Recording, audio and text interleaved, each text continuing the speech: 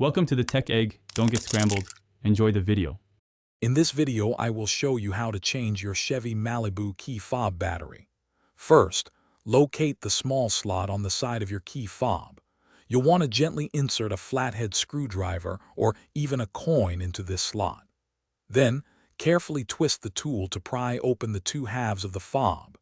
This initial step is crucial for accessing the internal components safely and without damage.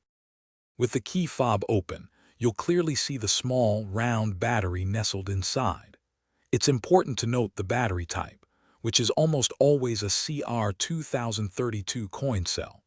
Using a small, non-metallic tool, like a plastic pry tool or even a fingernail, carefully pry out the old battery.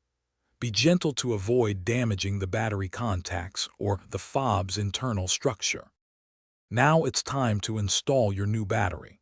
Take your fresh CR2032 battery and insert it into the compartment with the positive side, usually marked with a plus sign, facing upwards. Make sure the battery is seated securely and snugly within its designated spot.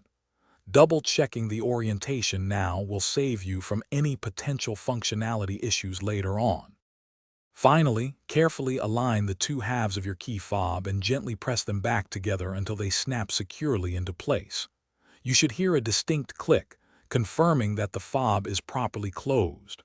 Once reassembled, take a moment to test all the key fob's functions, such as locking and unlocking your vehicle, to ensure everything is working perfectly. You're all set. Thanks for watching. Consider subscribing if I helped unscramble your problems.